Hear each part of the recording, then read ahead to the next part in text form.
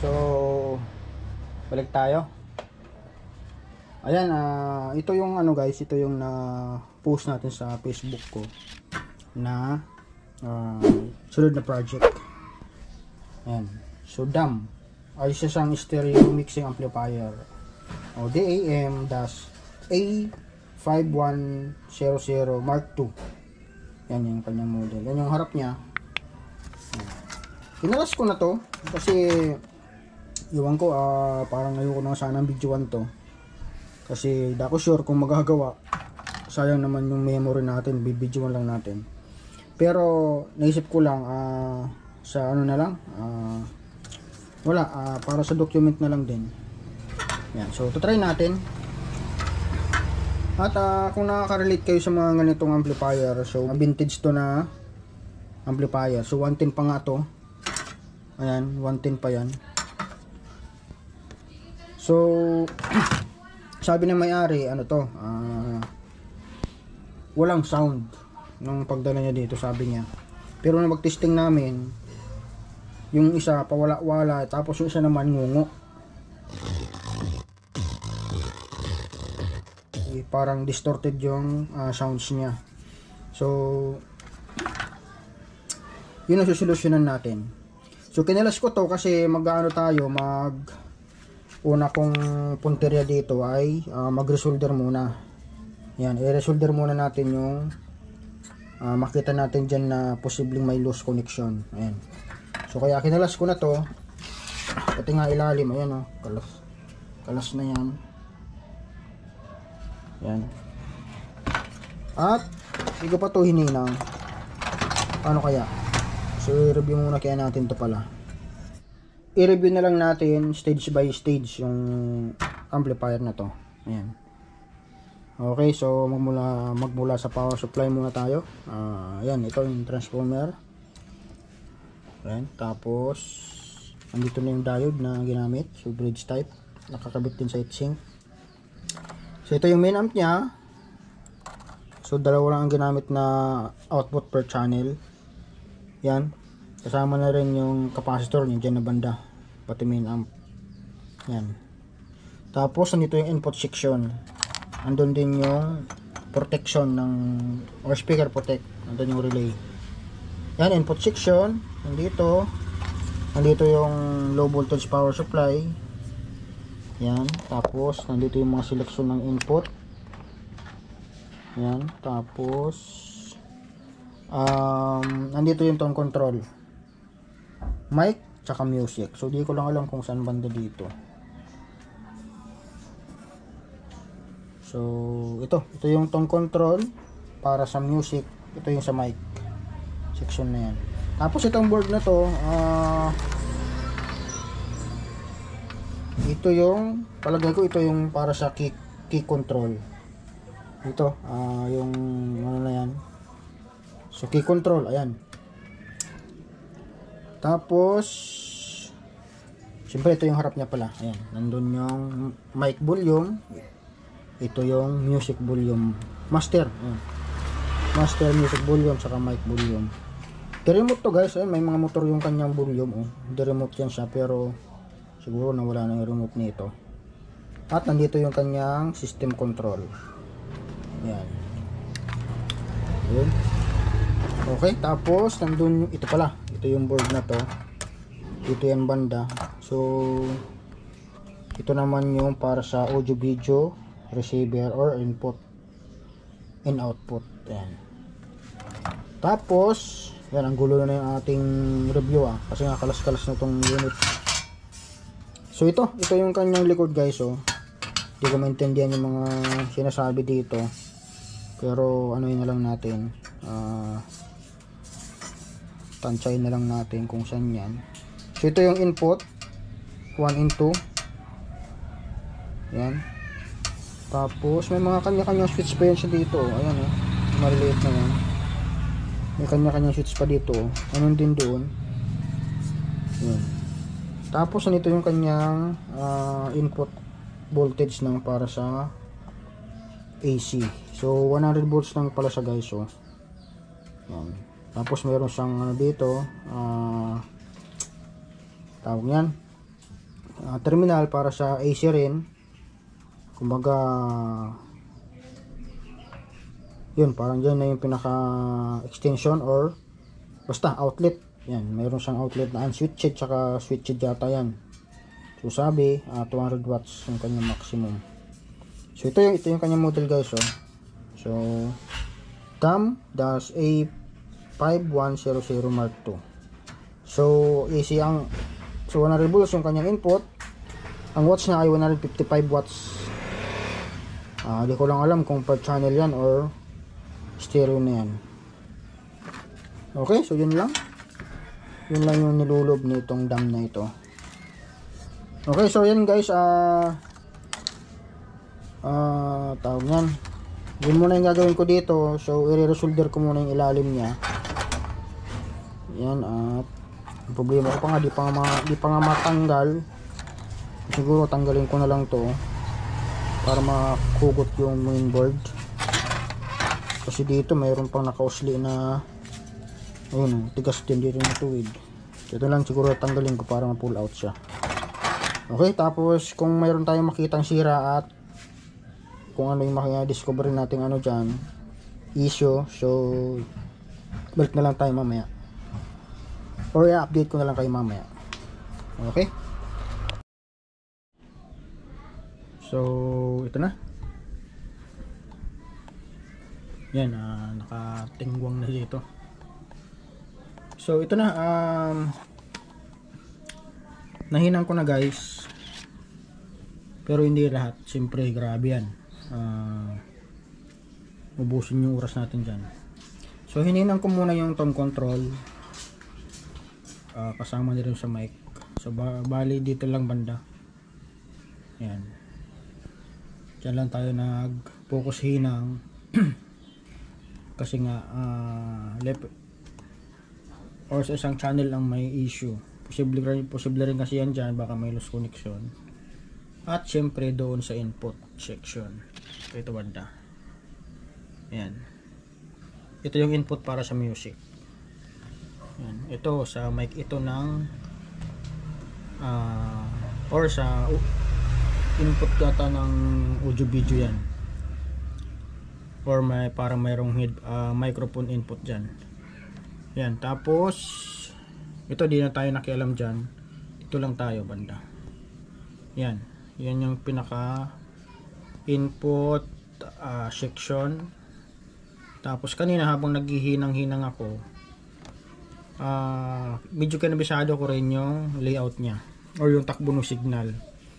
Yan, so itong itong volume na ito guys, dumaan dyan yung input natin. So yung dalawa na ito, itong dalawa na yan, input yan. So bawat input may gain.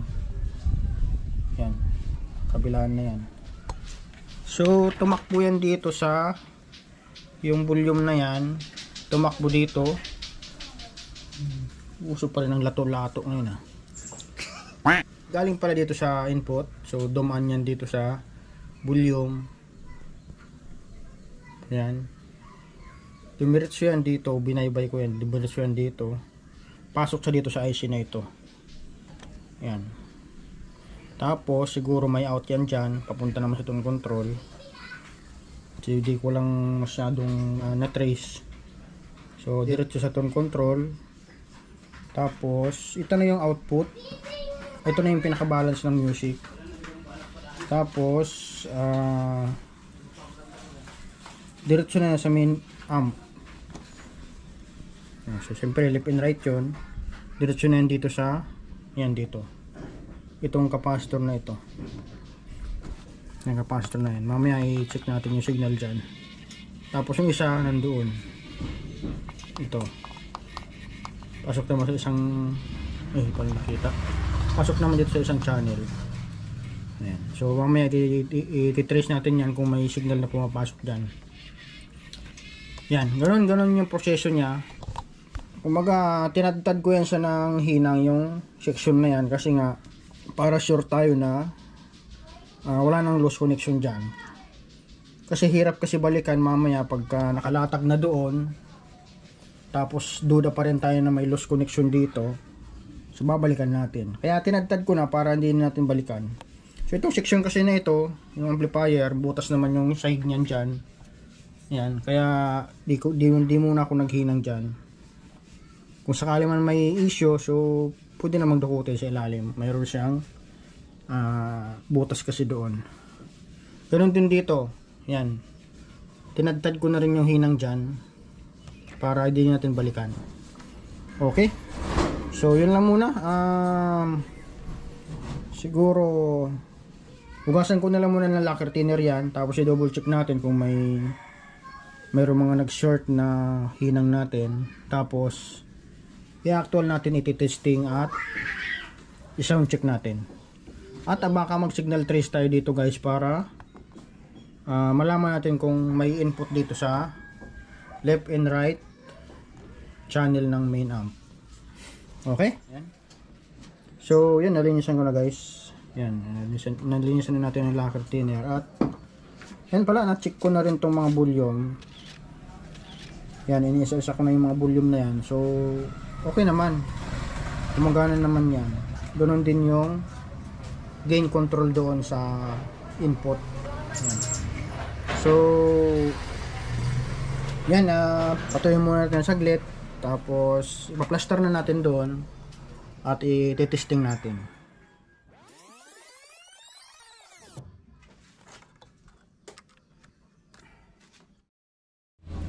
So yan, na-connect na natin lahat ng wirings. Bukod lang pala dito sa mic. Ayan. So kailangan natin i-connect lahat ng flex na yan at saka yung wirings kasi baka mag-protect. So yan, okay na. Plaster lang muna natin dyan. Ito lang muna natin. At yan, nag-connect na tayo ng speaker guys. Oh. Tapos input pa pala. Kalimutan ko yung source. Okay, so power on. Naka-plug in. Okay, naka-plug in pa. Okay, power on. Ayun. Ayun, nag-relay na siya. Okay, so ayun pala, yung signal pala. Yan. Hintay, may signal na guys. So try natin tong input. So doon na lang tayo mag-connect sa yan, dito sa di ko alam kung ano yan. Di ko alam kung ano yan. Basta dyan na lang. So itong RCA jack na ito, oh, hintay ko na lang itong bumigay, ayaw pang masira.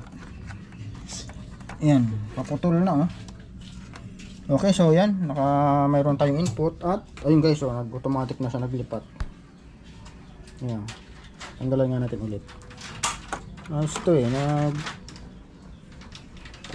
kusa siya naglilipat. Patayin mo na nga ito. Yan.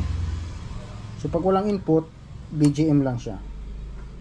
Yan, pag nilagay natin yung input,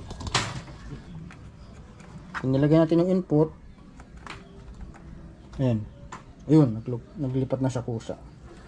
Kaya nga pala siya auto function na sinasabi. Okay, try nga natin yung volume. Ayun. So mayroon na. Oh, di ba? Mayroon na.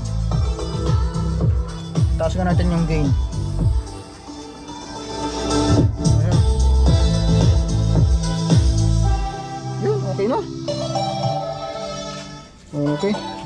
Try natin yung kabila. So yan na yung bandang baba ng speaker. Try nga natin sa taas. Sana naman normal na to. Yan. Ay, bunot. Tama ba? Speaker left and right. Dito pala sa kabila. So ito yung isang channel. Yan, ayaw kumagat ah. Okay, tunday nga lang. Okay, so ulitin nga natin dito. Yun, kumapit na. Volume natin. Ayun, ngungo.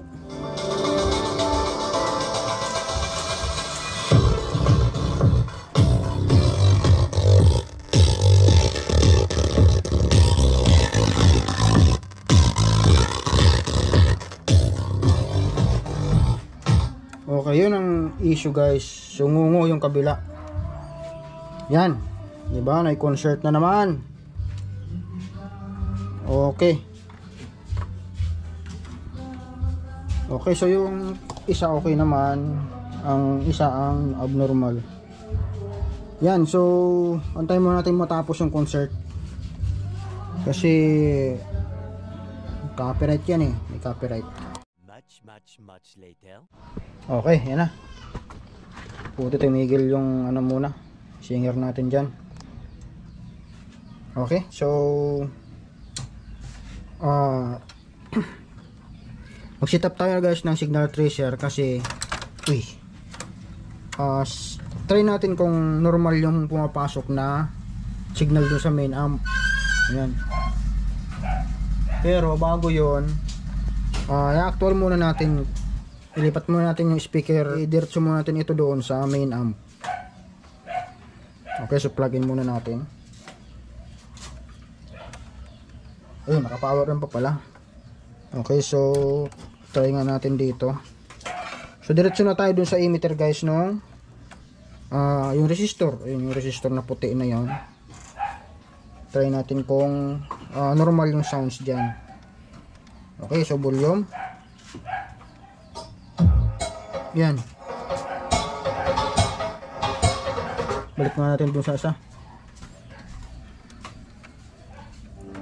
Yan. Yung kabila, try nga natin kabila. Ayun.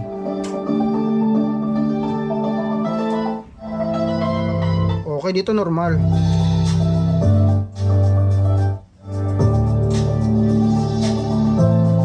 Okay, normal yon. Tapos kabila, ulitin nga natin. Ito guys yung ngungo. Ayan, ito yung ngungo. So dito ang may problema sa isang channel na ito. Di ko lang alam kung left ba to or right. Kasi nga in-check yung mga sulat. Yan.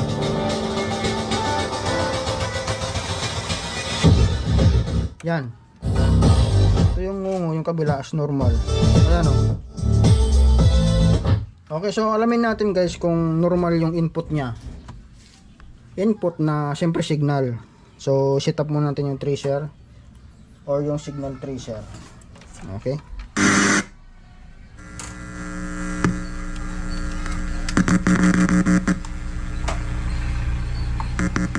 Okay. So double check muna natin doon sa input mismo muna. Doon sa signal input. Yan, okay naman ang kabila. Okay, so normal yung input natin. So ito tinandaan ko pala to kanina guys. Yan yung may pintel pin na sana makita. Nilagyan ko siya ng mark. Ayan o. So itong itim na yan, yan yung galing doon sa input pa lang. Ayan. Ang partner niya nandoon na. Wala na pala, diretso na dito sa IC. Yung IC na yan. Sinulat ko nga kanina. Ito to. Ayan, yung isa na ito, yung may itim na yan, yung sa may marking ng pintel pen. So, diretso yan doon sa pin number 7 na itong IC. Ayan. Itong, itong 22, o yung right pala, so, pin sa pin number 22 ng IC. Okay, kita na yung chan ko. Ayan. Yan, so check natin yung signal kung nakarating dito. Ayan. Adjust natin yung gain. Ayan. Ayan, okay naman. So, diretso na dito sa pin number 7. Ito na guys yung diretso yan dito. Uy, nawala na naman si music.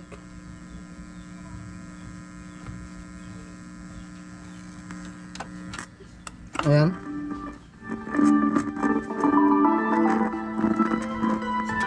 Ito na, diretso na tayo sa pin number 7 ng IC.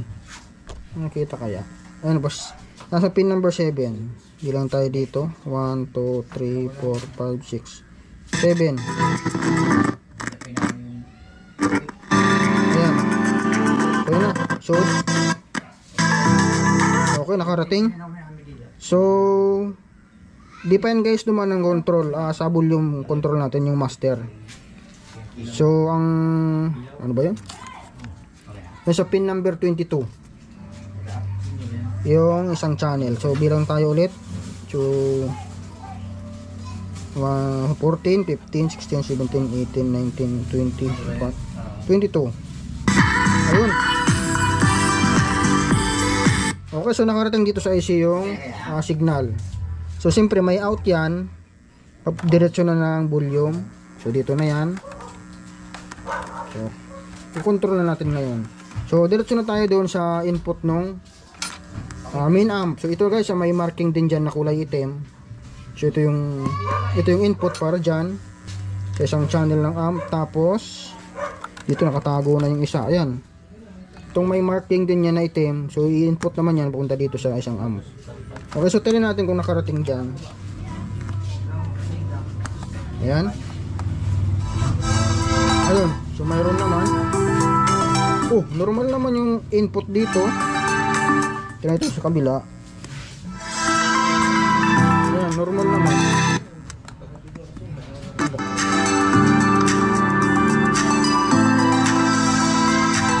Okay, so normal naman. So ibig sabihin walang problema dun sa, basta walang problema dun sa input signal hanggang doon sa tone control. Kasi nga normal na rin yung ano dito, yung input. Ayan. So ang issue dali na. So nandito sa main amp yung may problema. Ayan. Diba? So ibig sabihin nandito sa main amp ang pinakasira. Diyan tayo magpo-focus. Ano pala guys, bago natin makaligtaan. Sukatan muna natin ng supply yung side na ito kung may supply, at pati na rin yung bias voltage nya. Yan. Okay, so power on. Yun, nag-relay na. So try nga natin supply muna syempre. Okay, 45. Tsaka ice cream. Yan, 45 meron naman. Try nga natin yung bias voltage.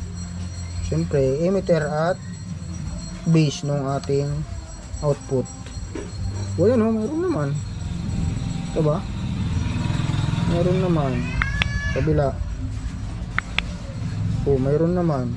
Compare nga sa kabila. Normal.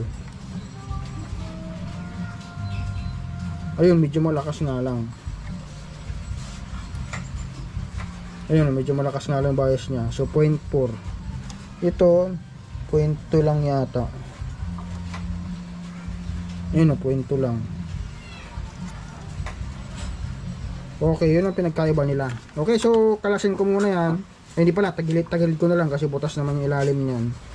Tapos yun. So yan, balik tayo. So ito na guys, tinaob ko na. At chinik ko na rin yung mga transistor, resistor.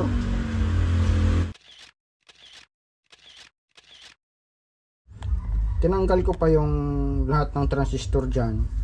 Hindi pala, yung driver, yung mga differential transistor, bias.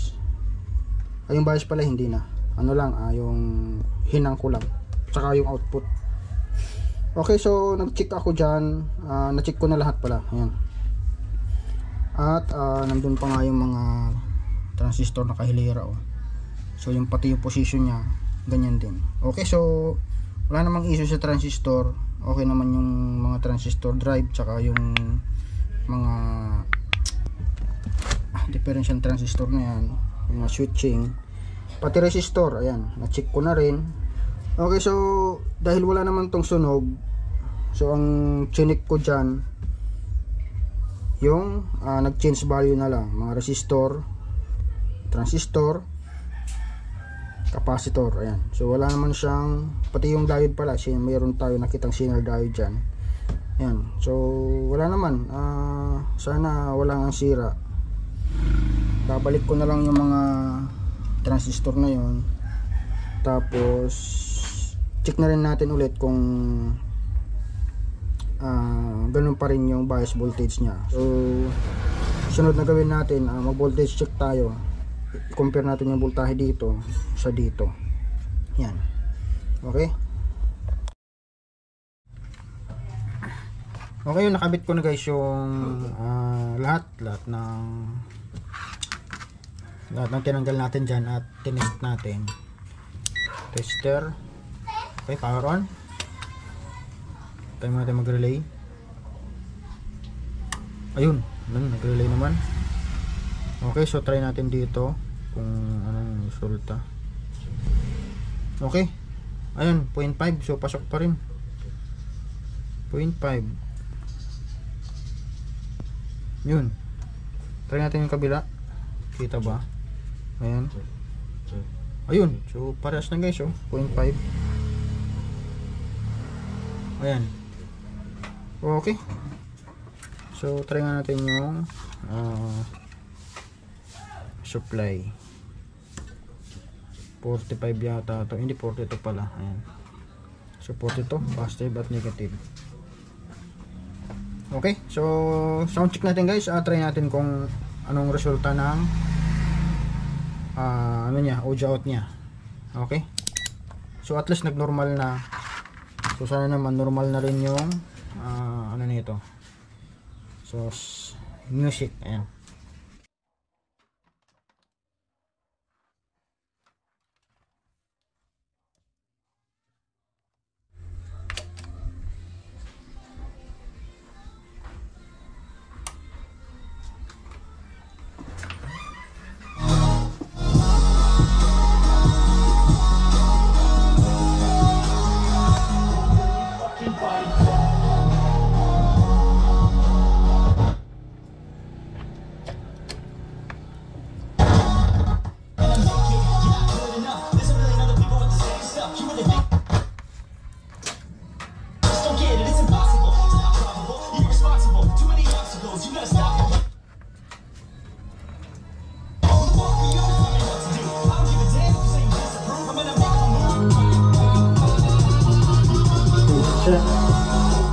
Hey, testing, hey.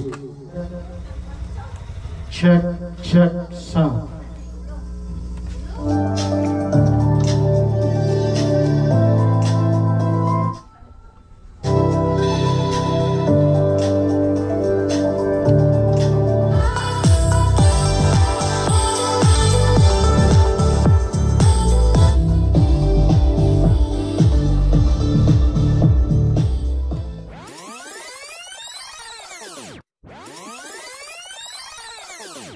Okay. So final check tayo or final sound check tayo. And guys, so nag-request pala yung may-ari i-convert lang down to 220. Kaya ayan, lagyan natin ng 110 dyan na transformer. Input 220, ang labas niya ay 100 volts. 125 watts daw yan.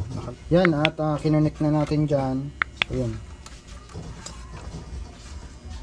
Nagdugtong tayo at nilagyan ko ng spaghetti tube yung dugtungan. Ano ba yun? Spaghetti tube o rubber tube. Tapos yan, naka-cable tie yung sa gilid. Okay, so 220 na yan. So ito na. Yan.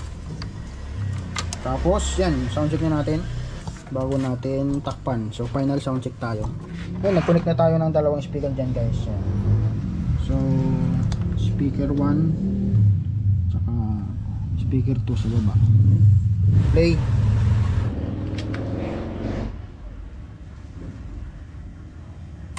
Okay, yan. Volume.